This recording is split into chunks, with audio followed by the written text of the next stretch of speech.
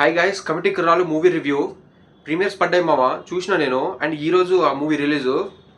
నాకు మూవీ ఎలా అనిపించిందంటే, చాలా రోజుల తర్వాత ఒక మంచిగా నవ్వుకొని అండ్ ఒక మంచి మూవీ చూసి వచ్చిన అనే ఫీలింగ్ కలిగింది మామ నాకైతే. కమిటీ కుర్రాలు మూవీ స్టోరీ విషయానికి వస్తే, గోదావరి డిస్టిక్లో ఒక విలేజ్లో జరిగే స్టోరీ మావ ఇది. ఆ విలేజ్లో 12 సంవత్సరాలకు ఒకసారి జాతర వస్తుంది.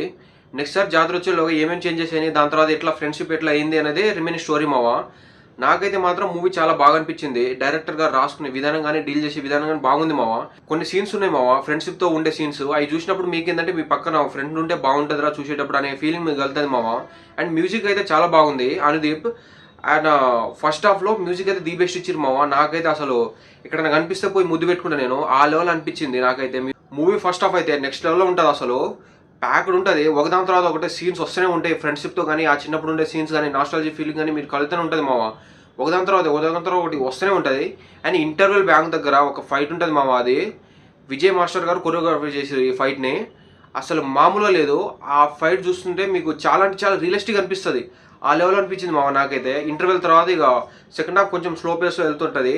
అండ్ సెకండ్ హాఫ్లో ఎక్కడ మైనస్ అనిపించింది అంటే, పాలిటిక్స్ జరిగే ఆ సీన్ ఉంటుంది కదా, అంటే ఆ సీక్వెన్స్ వరకు నాకు మైనస్ అనిపించింది మామ. ఎందుకంటే అది కొంచెం అవసరం లేదేమో అన్నట్టు అనిపించింది. అదే నాకు బిగ్గెస్ట్ మైనస్లా అనిపిస్తుంది మూవీలో. అండ్ ఆ పాలిటిక్స్ జరిగే టైంలో మీకు ఏంటంటే కొన్ని డైలాగ్స్ వస్తుంటాయి, అవి మీరు రిలేట్ అవుతారు. అరే ఎక్కడో జరుగుతున్న సీన్ మనం గుర్తు చేయడానికి ట్రై చేస్తున్నారు వీళ్ళు అనే టైప్లో ఉంటుంది మామ అక్కడ. అండ్ డైరెక్టర్ గారి పేరు యదువంశీ. ఆయన గుడ్ జాబ్ చేసిన మామ, ఫస్ట్ డైరెక్టర్ అయినా కానీ.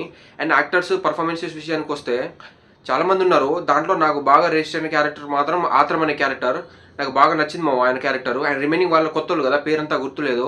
అండ్ ప్రసాద్ బెహ్రా గారు మన యూట్యూబ్లో ఆయన వెబ్ సిరీస్ చూస్తున్నాం కానీ ఆయన పేరు ఒకటి గుర్తుంది. అండ్ రిమైనింగ్ వాళ్ళు బాగా చేసారు. అండ్ ప్రొడక్షన్ వాల్యూస్ అయితే బాగున్నాయి మామ. అండ్ నిహారిక గారు ఒక మంచి ప్రోడక్ట్ని తీసుకొచ్చారు అండ్ బాగా సపోర్ట్ చేసారు కొత్త వాళ్ళందరినీ తీసుకొని. అదైతే గుడ్ జాబ్ చేసారు మావ. అండ్ ఓవరాల్గా నాకైతే మూవీ నచ్చింది. మీరు థియేటర్ వెళ్ళి అయితే చూడండి.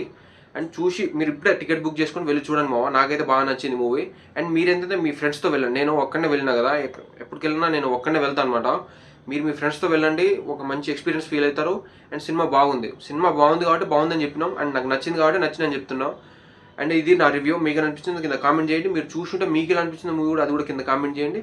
And thank you.